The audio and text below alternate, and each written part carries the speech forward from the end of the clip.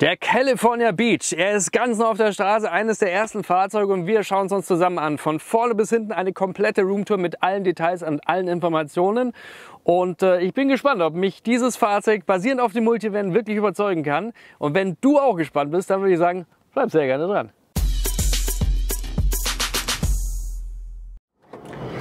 Und damit ganz herzlich willkommen zu diesem neuen Video bei Fan4Van. Mein Name ist Markus und heute habe ich ihn da, den VW California Beach. Wir reden heute über drei verschiedene Varianten, über den Beach Tour und über den Beach Camper, so wie er hier steht und wie ich ihn euch heute zeigen möchte. Jetzt aber der Reihe nach. Womit fangen wir an? Zuallererst reden wir über die Spezifikationen, also ein bisschen Motorisierung, die Abmessungen und eben auch die verschiedenen Varianten, die es für dieses Fahrzeug gibt.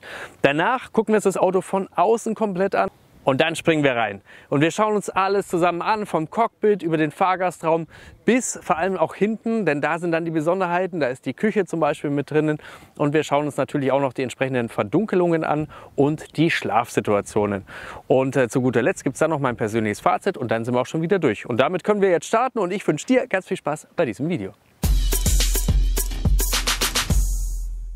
Beginnen wir mit den Spezifikationen und dabei schauen wir uns als erstes mal die Motoren an. Wie kann ich dieses Fahrzeug überhaupt fahren? Und nachdem wir hier auf den Multivan zurückgreifen, habe ich auch die entsprechenden Motoren dieser Palette. Angefangen vom 110 kW Diesel über den 150 kW Benziner. Und dann ist noch was Besonderes, den kann ich dann eben auch als Plug-in-Hybrid fahren. Dann habe ich 180 kW. Das Besondere dabei ist, ich rede hier weiterhin von dem 150 kW Benzinmotor. Aber mit dem Schmankerl, dass ich dann die Hinterradachse mit dem Elektromotor angetrieben habe. Insofern habe ich dann ein Allradfahrzeug. Ja, das soweit zu den Motoren. Fahrzeugbreite, die liegt bei 1,94 m ohne die Spiegel. Mit den Spiegeln, dann reden wir von 2,25 m. Die Länge des Fahrzeuges liegt bei 5,17 m. Also wir haben die Langversion. Langversion bedeutet aber nicht, dass wir einen anderen Radstand haben. Der bleibt bei 3,12 m. Die Langversion bedeutet nur, dass wir hier hinten noch einen Überhang haben. Die Höhe des Fahrzeuges, die liegt bei 1,99 m, trotz des Aufstelldachs und trotz der Markise. Das bedeutet, das Fahrzeug ist weiterhin Tiefgaragen- und Parkhaus-tauglich, also zumindest in den meisten Fällen bis 2 Meter, was ja zumindest in Deutschland eigentlich fast gang und gäbe ist. Und das ist wirklich was, worauf ihr unbedingt achten müsst, meiner Meinung nach, wenn man sich für so einen Campingbus interessiert. Eines darf bei den Spezifikationen nicht fehlen und das ist natürlich der Preis. Allerdings legt sich hier VW noch nicht fest. Ich vermute aber, dass die Preise ähnlich wie beim Vorgängermodell liegen werden. Das bedeutet, der Beach wird bei 60.000 bis 65.000 Euro starten. By the way, falls ihr auch Informationen zu den anderen Modellen haben wollt, habe ich hier auf dem Kanal schon die ersten Videos, beziehungsweise schreibt es in die Kommentare, dann würde ich die Unterschiede der unterschiedlichen Fahrzeuge nochmal speziell hervorheben. Reden wir noch über die verschiedenen Varianten, die es gibt. 3 Stück an der Zahl. Zum einen gibt es den Beach. Das ist einfach der Multivan und darauf ein Aufstelldach. Das bedeutet, du hast hinten bis zu 4 Sitze. Du kannst also zu 6 wegfahren und hast dann aber am Ende nur 2 Schlafplätze. Ist aber so gesehen wahrscheinlich vom Platzwunder her das am variabelsten. Dann haben wir den Tour. Der Tour bedeutet, dass du im hinteren Bereich nur noch 3 Sitze maximal haben kannst, also in Summe 5. Hast dafür aber ein Bett hinten mit drinnen, kannst ihn damit also zum Vierschläfer machen und hast auch eine komplette Verdunkelung im Fahrzeug mit dabei, zuzüglich die Elektrobox. Die dritte Variante wäre dann, so wie wir ihn hier haben, der Beach Camper. Und dabei ist dann auch die Küche fest verbaut. Das Bett ist natürlich alles dabei, also alles, was wir im Tour haben, haben wir hier auch, plus eben die zusätzliche Küche. Und diese zusätzliche Küche sorgt dafür, dass wir dieses Fahrzeug als Wohnmobil zulassen können. Ja, und eine der ganz großen Besonderheiten bei diesem neuen Beach sind die beiden Seitentüren. Auf der Beifahrerseite kennen wir sie schon, aber jetzt eben auch auf der Fahrerseite. Und das sorgt für ordentlich Durchluft. Eine weitere Besonderheit hier außen, das ist die Markise. Eine Markise an sich ist jetzt nicht so besonders, die aber schon, das ist was Neues. Warum? Zum einen kann ich sie hier absperren und das hat einfach den Grund, weil man sie ganz einfach ausklicken kann und dann kannst du dir die in die Garage hängen, in dein Wohnzimmer hängen, wohin auch immer. Oder du hängst sie, wenn du die entsprechenden Vorrichtungen hast, auch auf die andere Seite gerne. Ab Werk kannst du konfigurieren, ob du sie rechts oder links haben möchtest und danach bist du, wenn du das möchtest, sehr flexibel. Du kannst theoretisch auch im Zubehör eine zweite Markise kaufen und damit dein Auto auf beiden Seiten ausstatten. Jetzt habe ich aber von zwei Besonderheiten gesprochen. Die zweite Besonderheit, die finden wir hier. Und zwar der Markisenstab, der ist auch noch mal abgesperrt hier oben. Und den kannst du dann ganz einfach herausnehmen, indem du natürlich entsprechend aufsperrst und dann den Markisenstab hier rausholst. Das ist insofern sehr interessant, weil er damit immer aufgeräumt ist und nicht im Fahrzeug im Weg umgeht. So, jetzt gucken wir noch kurz auf die Fahrerseite, was wir hier Besonderes haben. Es ist gar nicht so besonders. Wir haben hier einmal natürlich die Zufuhr für Benzin oder Diesel, je nachdem. Solltest du Hybrid fahren, dann befindet sich vorne rechts die Aufladung, ganz normal Multivan. Optional könntest du bei dem Beach Camper beispielsweise hier noch die Außensteckdose mit dazu bestellen. Und die würde sich dann hier befinden. Ich zeige euch das jetzt mal am Beispiel des California Ocean. Der hat zwar eine blaue Farbe, aber da seht ihr diese Außensteckdose, genauso würde die aussehen. Und das ist es dann eigentlich schon mit den Besonderheiten hier außen. Nein, eins habe ich noch vergessen, und zwar hier oben sieht man das. Die sind auch standardmäßig dabei. Diese Luftschlitze hier für die Fenster gibt es für Fahrer- und Beifahrerseite. Und damit sorgst du einfach immer für frische Luft in deinem Fahrzeug und hast gleichzeitig einen gewissen Diebstahlschutz mit dabei. Cockpit, was auch nicht bei jedem Auto selbstverständlich ist, sind ja, diese Pilotensitzeinstellungen oder ich sage immer gern die Trucker-Sitze. Armlehnen auf beiden Seiten, sehr komfortabel. Ansonsten ist das Cockpit, wie wir es aus dem Multivan kennen. Wir haben ein digitales Cockpit hier vorne und wenn wir hier dann weiterschauen, sind hier allerdings Tasten, die wir nicht kennen. Und zwar sind die für das Aufstelldach, sowohl natürlich zum Hochfahren als auch zum Runterfahren. Das gucken wir uns gleich an, wenn wir dann nach hinten gehen. Und ansonsten haben wir neben diesen ganzen Assistenzsystemen beim Fahrzeug, die ich hier steuern kann etc. ganz viele Ablagefächer, einmal hier oben, wir haben hier eines und wir haben hier natürlich nochmal das Handschuhfach, das übrigens auch eine ordentliche Größe bietet. Und ganz besonders feiere ich natürlich immer Getränkehalter und die haben wir auch hier vorhanden. Und ansonsten glaube ich, brauchen wir uns hier nicht mehr länger aufhalten und deswegen springen wir jetzt gleich mal nach hinten.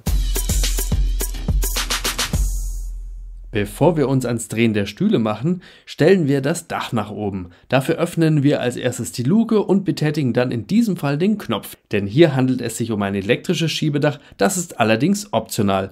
Aber egal ob per Muskelkraft oder automatisch, sobald das Dach oben ist, hat man hier ordentlich viel Stehhöhe.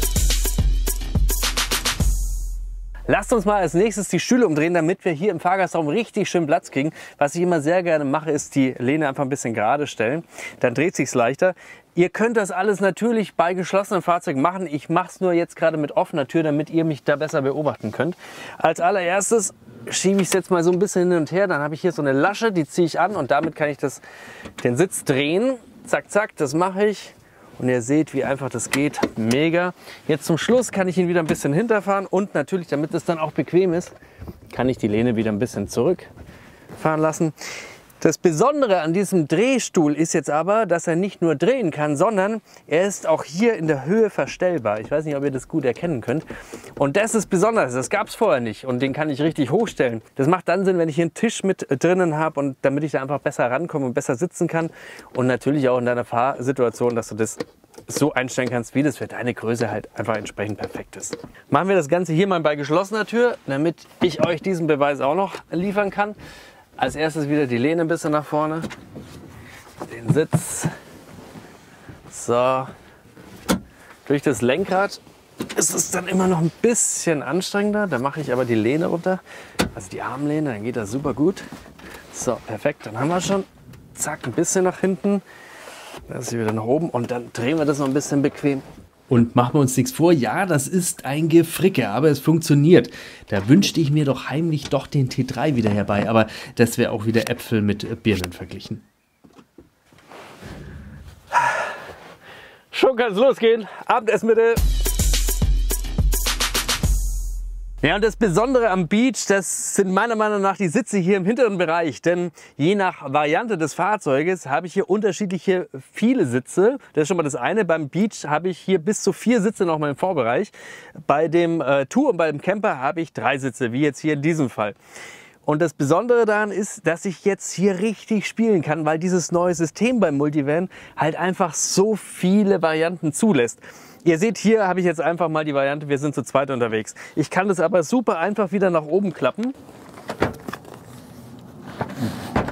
Und schon habe ich hier eine Dreiersitzbank. Und jetzt sind ganz viele Positionen der Sitze möglich. Du kannst die Sitze zum Beispiel in Reihe stellen. Du kannst sie gegenüber machen, wie wir das jetzt gleich machen wollen. Weil, wenn ich jetzt zum Beispiel ein Bett hier draus machen möchte, dann muss ich den mittleren Sitz nach vorne ziehen und vor allem umdrehen. Wenn man jetzt ein Fahrzeug alterer Generationen kennt, dann würde man sagen, um Gottes Willen. Aber ich zeige euch, wie super einfach das geht.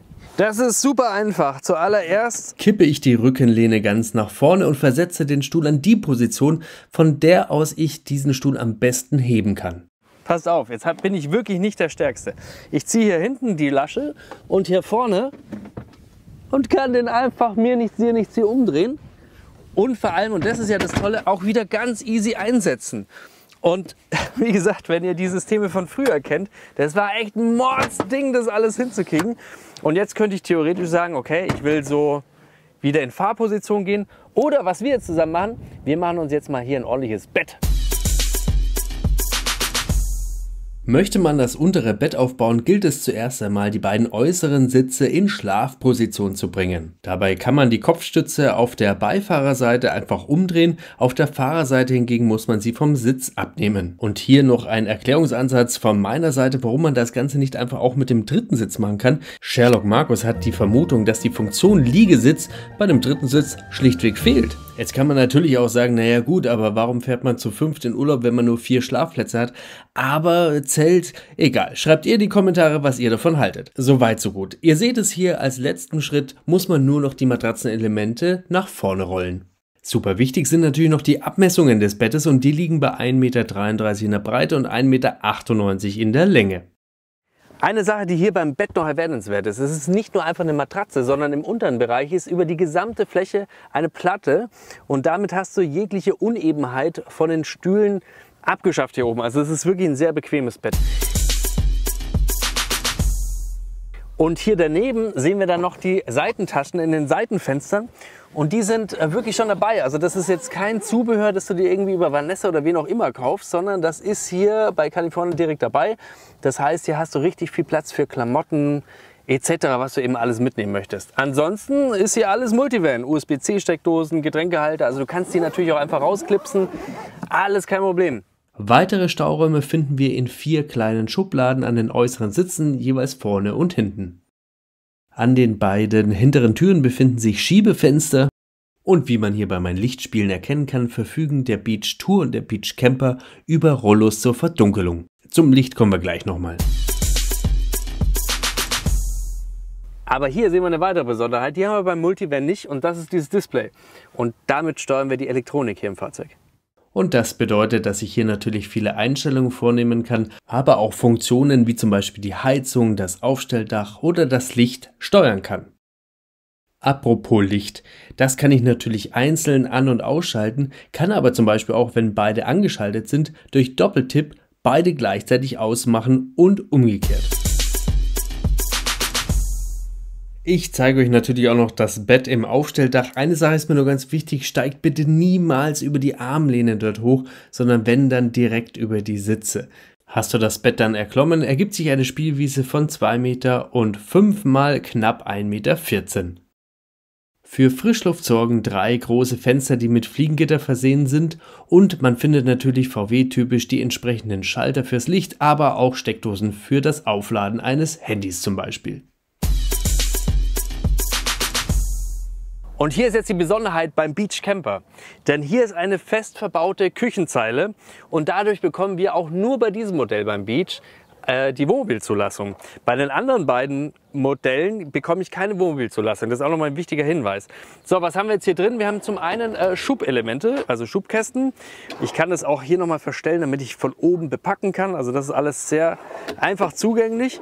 Und direkt drüber befindet sich dann der Gaskocher. Der eigentliche Grund für die Wohnmobilzulassung.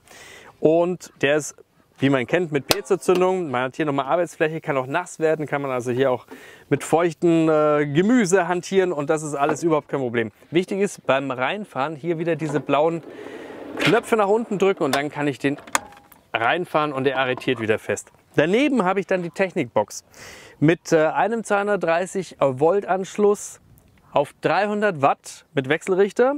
Dahinter befindet sich die Batterie und auf der Rückseite befindet sich dann ebenfalls noch meine Steckdose mit 300 Watt. Alles ohne Landstrom. Und hier auf der anderen Seite befindet sich dann die Steckdose. Wenn ich an Landstrom dran bin, dann habe ich hier auch noch mal 230 Volt und kann dann natürlich mit mehr Power fahren. Des Weiteren befindet sich hier in der Technikbox, der bedient halt für die Anhängerkupplung, wenn du die gebucht hast. Einfach einmal kurz den Hebel ziehen, dann kommt die raus. Und man kann es jetzt natürlich einfach so machen. Man kann es aber auch mit der Hand machen. Und wenn du sie wieder zurück machen möchtest, einfach wieder ziehen. Zack. Und dann rein damit. Fertig. Des Weiteren befindet sich hier auch noch, habe ich glaube ich schon gesagt, die Batterie und eine Heizung. Diese Technikbox hast du auch in deinem Beach Tour. Im Beach hast du das nicht, da hast du also hier gar nichts. Jetzt haben wir hier das Thema, dass das fest verbaut ist und hier daneben haben wir noch den Tisch, den wir rausziehen können und draußen benutzen können, aber natürlich auch innen im Fahrzeug benutzen können. Und das ist auch die einzige Variante, die ich hier rausnehmen kann, damit ich hier zum Beispiel größere Gepäckstücke im Fahrzeug verstauen kann. Damit wir das hier zeigen können, packe ich gerade mal die Tratze hier rüber. Die lässt du dann in der Regel natürlich auch zu Hause. Ja, und dann gibt es hier 4 Ösen, an denen du diese Platte entriegeln kannst und im Anschluss herausnehmen kannst. Es bietet sich natürlich an, so etwas zu zweit zu machen. Naja, und dann hast du eben deutlich mehr Raum geschaffen, um Sachen zu transportieren. Wir kommen jetzt aber nochmal zu einer anderen Geschichte. Was ich ja total feiere an diesem Auto, die mich kennen, wissen das schon, das ist dieses Fach hier. Das machen die wenigsten und keiner kann es so gut integrieren. Also geht mir so, weiß nicht, wie es euch geht. Die Stühle. Und auch da hat sich was getan im Vergleich zu den Vorgängern, denn die Stühle sind deutlich bequemer. Wie schafft man das? Ganz einfach. Die Lehne ist einfach ein Dutt höher und dadurch hängt einem die nicht mehr so im Kreuz. Also zumindest, wenn du so ein kleiner Pöpen wie ich bist, mit 1,75. Und das dann zusammen mit dem Tisch, das habe ich euch übrigens verheimlicht, der hier unten angebracht ist. Ich habe da schon mal was vorbereitet. Zack! Hast du dann eine perfekte Essenssituation, was auch immer, aufgebaut. Kommen wir damit zu meinem persönlichen Fazit. Mir war es ganz wichtig, dass ich vorher alles so neutral wie möglich präsentiere, damit du dir deine eigene Meinung bilden kannst. Und die würde mich jetzt sehr interessieren. Deswegen schreib das sehr gerne in die Kommentare. Wie gefällt dir der neue Beach? Was hältst du davon? Pro und Contra, mich würde alles interessieren. Jetzt aber zu meinem persönlichen Fazit. Ich muss sagen, es hat mich sehr beeindruckt, dieses Fahrzeug. Am Anfang hatte ich sehr viele Vorurteile, weil Aufbau auf dem Multivan, ich habe da immer gedacht, naja, das ist nicht mehr der richtige Bus und so weiter. Ich war da sehr skeptisch, auch was das Raumgefühl betrifft und so weiter. Ich habe mich da gar nicht so drauf gefreut, aber ich wurde überrascht. Das Raumgefühl, das ist groß, das ist wirklich fantastisch. Ich glaube, die Stühle spielen da auch eine ganz große Rolle, weil ich eben jetzt so flexibel bin und ich spontan die so gestalten kann, wie ich möchte und sie vor allem auch alleine rausnehmen kann. Das war vorher einfach nicht möglich meines Erachtens und schon gar nicht wieder einsetzen. Das feiere ich total an diesem Fahrzeug. Wobei mich das untere Bettumlegen mit dem 5. Sitz tierisch nerven würde. Man kann sich's schön reden, indem man sagt, man hat dann einen zusätzlichen Lauschsessel, aber ich weiß nicht. Wenn du mich jetzt fragen würdest, was wäre mein Favorit? Ich glaube, es wäre gar nicht unbedingt der Camper, sondern wahrscheinlich wäre es für mich der Beach Tour. Warum? Weil ich dann hinten diese Küchenzeile nicht habe.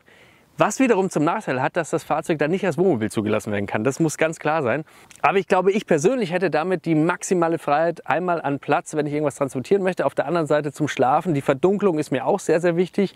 Die funktioniert ja auch sehr gut. Wenngleich auch im Frontbereich keine Rollos mehr verbaut sind, sondern Matten eingesetzt werden, die du natürlich während der Fahrt auch irgendwo verstauen musst. Insofern glaube ich, wäre der Beach Tour meine Wahl. Welche Wahl wäre es denn bei dir? Schreib das gerne in die Kommentare. Und damit würde ich sagen, sind wir jetzt auch schon wieder am Ende dieses Videos. Ganz wichtig ist mir, ich kann damit jetzt keinen ausführlichen Test machen, denn ich sehe dieses Auto auch nur 2 Stunden jetzt in etwa. Insofern ist das gar nicht möglich. Diesen Test will ich aber machen, sobald das Fahrzeug auf die Straße kommt. Das soll so August, glaube ich, sein. Und dann will ich das Fahrzeug natürlich auf Herz und Nieren testen und dann gibt es auch einen entsprechenden Testbericht. Wenn du da Lust drauf hast, dann abonniere sehr gerne den Kanal, denn dann wirst du sofort informiert, wenn dieses Video online ist. Und ich bin dir auch überhaupt nicht böse, wenn du ein Like da lässt, denn das ist für mich eine ganz tolle Bestätigung, solche Videos weiterzumachen. Da geht es mir nicht darum, ob du das Auto gut oder schlecht findest, sondern das ist so ein kleines Lob an mich. Wie du das Auto findest, wie gesagt, gerne in die Kommentare. Und damit würde ich mich jetzt bei dir verabschieden. Ich bedanke mich ganz herzlich fürs Zusehen und wünsche dir, egal mit welchem Fahrzeug du letztlich unterwegs bist, immer ganz, ganz tolle Touren Das Wichtigste ist aber, dass du gesund und glücklich wieder zu Hause ankommst. Und dann sehen wir uns beim nächsten Video wieder. Bis dahin, alles Gute, euer Markus. Ciao. Ja, und wie bereits erwähnt, bleiben einem so circa 2-3 Stunden Zeit, um dieses Fahrzeug A zu verstehen und B euch zu präsentieren. Und daher war ich unwahrscheinlich froh, dass der Harry dabei war, um mir zu helfen, die Bilder für euch einzufangen. An der Stelle vielen Dank, Harry.